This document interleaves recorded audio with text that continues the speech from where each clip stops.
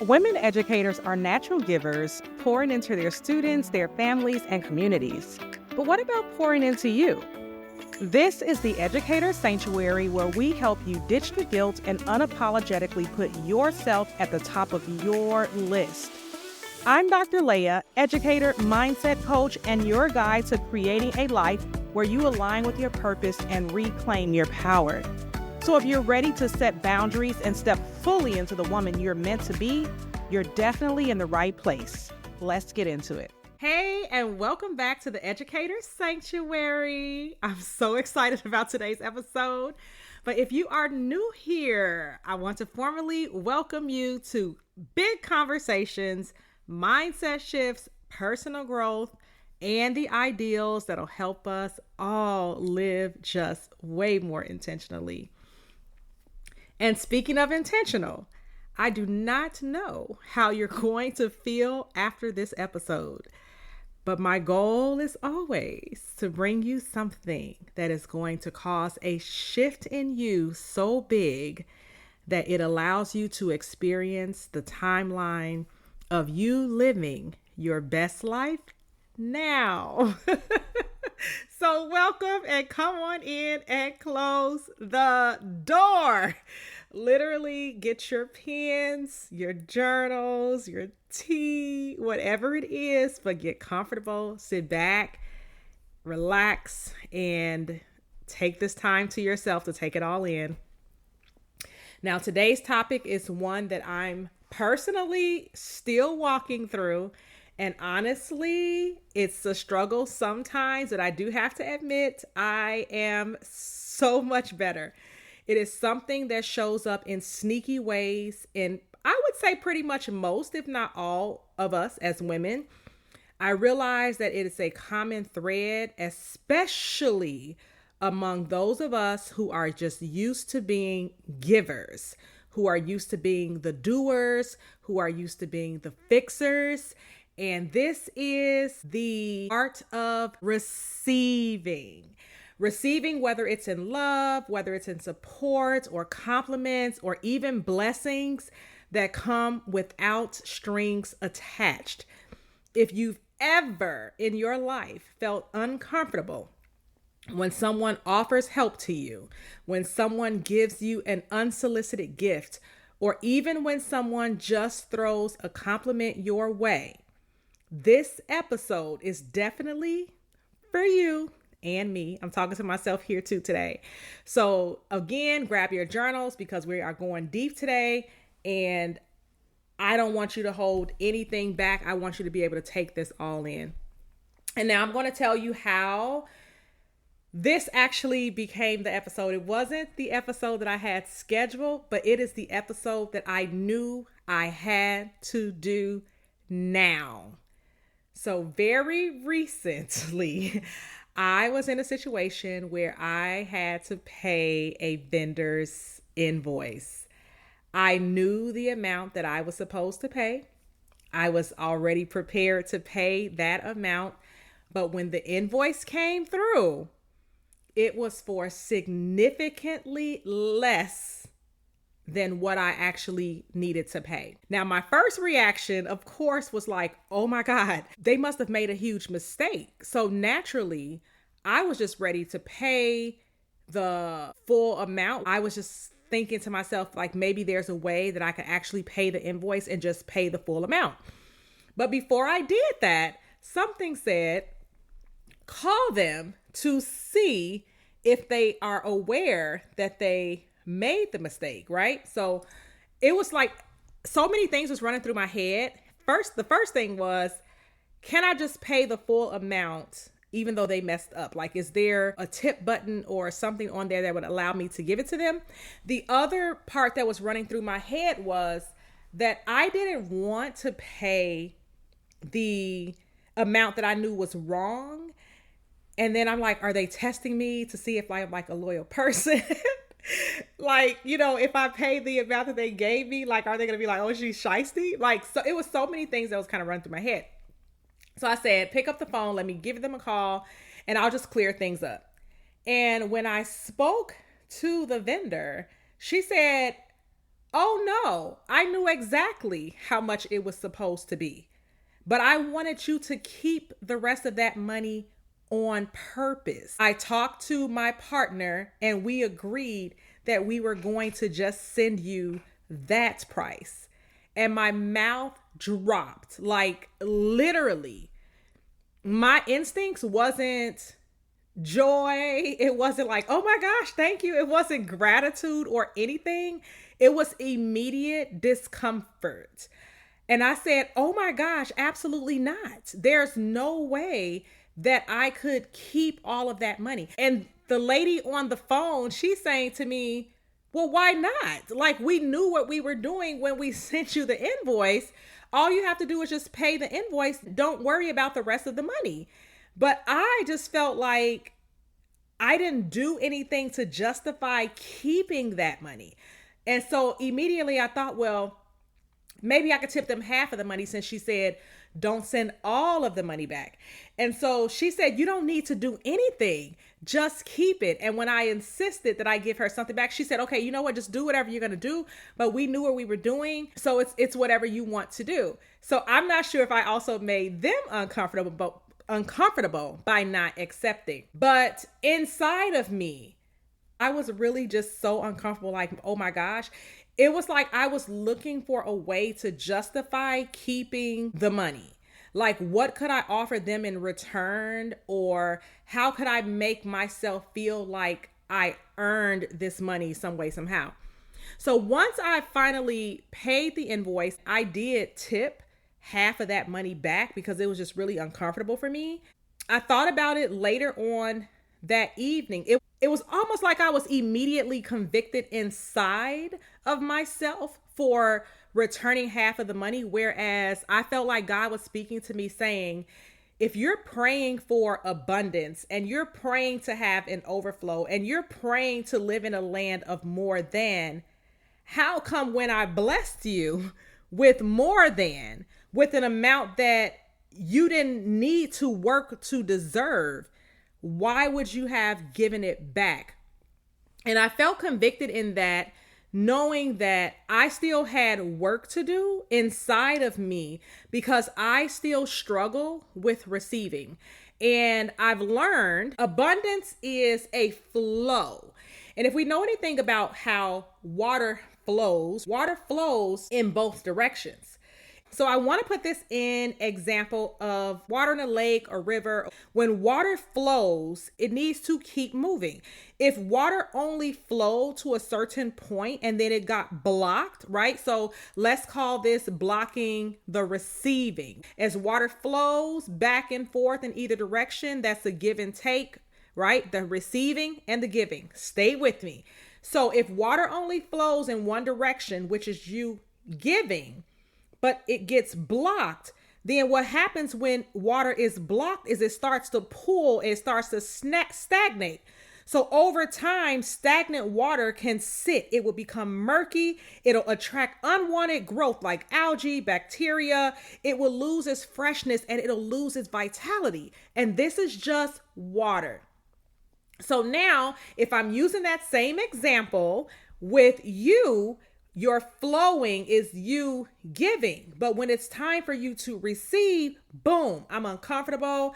I don't want it. I'm not worth this much. I didn't do anything for it. In the same way, then you begin to stop the flow of your abundance. It's blocked. So whether you have limiting beliefs, fear, or resistance, what this causes is you to feel stuck, unmotivated, weighed down. You're experiencing more stagnation, whether it's in your love life, your finances, your health, whatever it is, you have become stagnant in one or more areas of your life. And in order to restore that abundance, you have to identify and clear those blockages so that you could allow those fresh opportunities and creativity and prosperity to flow in. Now, before we get to the solutions, I do want to dig in deeper because that moment made me stop and reflect on how deep this struggle of receiving actually really runs.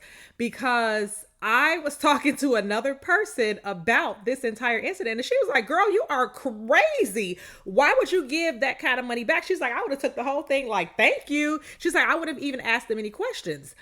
And then when I spoke to the vendor about it, because she mentioned to me how she said, you didn't need to send any of that back. Like, I had the discussion with you that I wanted you to have that. She said, but when you sent it back, I was just like, oh, okay. And so she was very confused. And then I told her, I said, I still struggle with receiving, but I'm working on it. I said, because in the past, I would have sent all of that money back.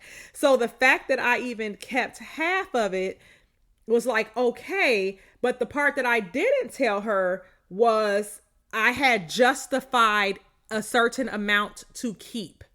And so it was only after that where God kind of convicted me, like, I blessed you with that and you gave away half of your blessing. So I had to ask for forgiveness, but then I just noted it as an area that I could still work on in my life to be able to receive fully and not feel guilty in any type of way. But I had to ask myself, like, where did that come from? And I talked, I think, in a previous episode about not having to do anything to be or feel worth it. And I feel like it was right after that episode that it was like a test came my way. Like, okay, I don't have to do anything to feel worthy. But as soon as someone gives me a significant amount of money, then I was like, oh, hold on, I'm not worthy of that much. And the reality of it is, I believe that I have grown up in a way where I've always felt like I've had to work harder than most people, partly because I was, one, the oldest, but two, I was the only minority in a lot of spaces. And so I felt like I always had to work harder to prove myself. And when I earned things, I felt like those things were earned because I put in the work. Now, that is just something that's probably a deep-rooted subconscious behavior that I am working on getting rid of. I do tell myself affirmations every day, like, I am worthy, I am worth it, I deserve this, I deserve that. And I speak to myself in those ways, but obviously I still have a long ways to go. So when I started talking to someone else about this same situation, that person also mentioned to me, hey, I have that problem as well. But I also have noticed just in life in general, some people that I encounter, they could never ask for things. They could never ask for help. They love being the giver. They do not like being the receiver. And so that leads me to today with asking, why is it so hard for us as women to just accept good things?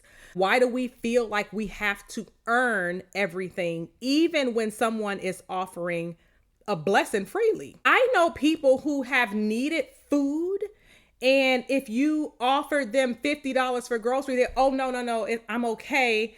I have something here. I'll make do with what I have. They don't even want to accept basic necessities out of guilt or shame of taking something that they didn't earn.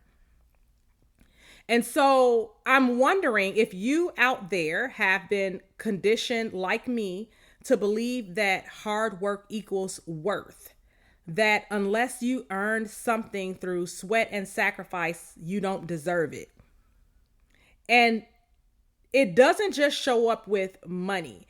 It's compliments. Like if someone could say, oh, you look beautiful today, you start looking at yourself like, what about me is beautiful? Why did they say that? Like you start questioning the intent of someone saying it to you, right? Or if someone just comes to you, whether it's at work or church or something, and they're offering you something, hey, I just thought about you during the week and I wanted to give this to you. You start wondering what their underlying motives were. Who told your business and why did they give it to you? So I would like to know, why do we downplay our ability to be worthy of receiving without giving? Somewhere along the lines, we have attached our worth to our output. We believe that in order to receive love or kindness or blessings, that we have to be able to give something of equal or greater value in return. But here is the truth, and I will keep telling myself this as often as I need to hear it, and I hope you do the same, is you are worthy of those good things simply because you exist. That affirmation, I am enough, is a full and complete affirmation. Not because you've done anything special, not because you've gone above and beyond, but because you are who you are, just as you are.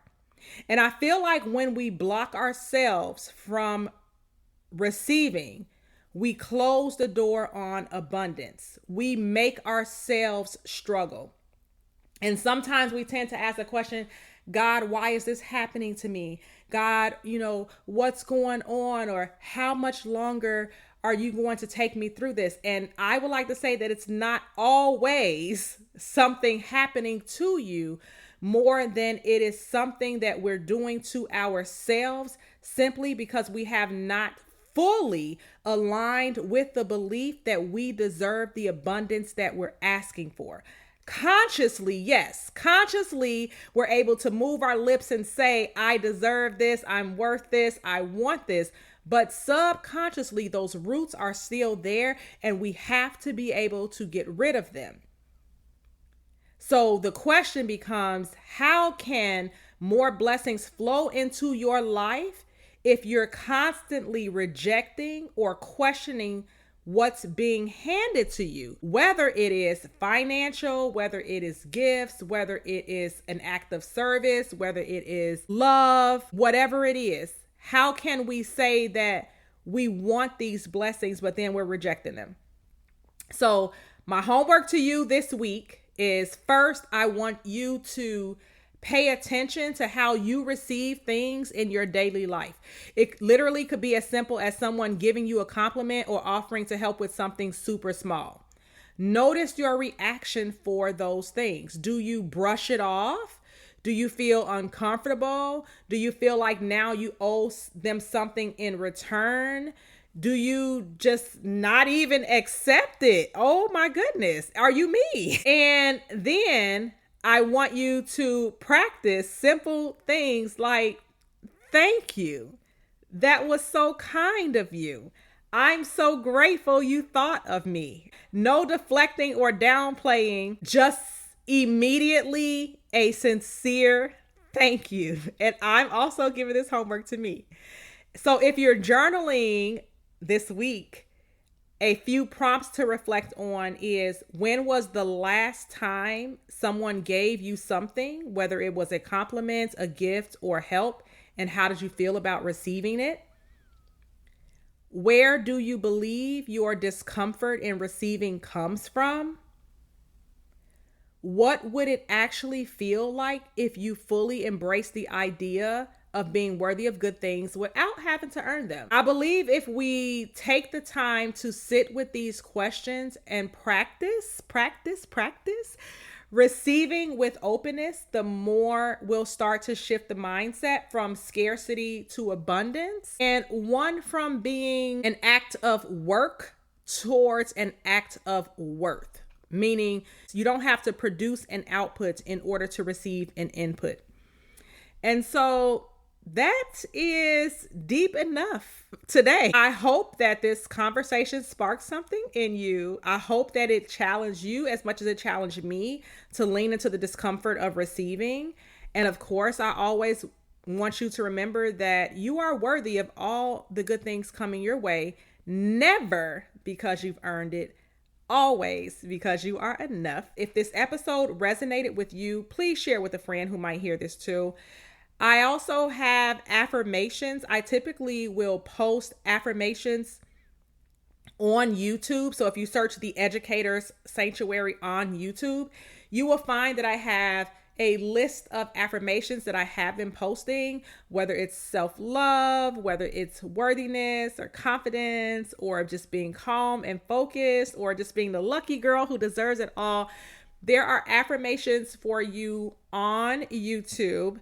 My newer affirmations are in a music format, so you will be able to either sing to them or vibe to them or however you resonate with music, but I made it in more of a melodic form so that you will be able to hear these jingles in your head, feel happy when you're singing them, and therefore being able to rewire your subconscious mind a little bit quicker than if you just say affirmations but you genuinely don't believe them. All right. Thank you for joining me in the Educator Sanctuary, where we create a space for women educators to reclaim their power and prioritize themselves unapologetically. If you've loved what you've heard, please do not forget to subscribe, leave a review, and share this podcast with other amazing women who need to hear this message. Until next time, remember, you are capable, you are powerful, and you are absolutely worthy. You've got this. Talk soon.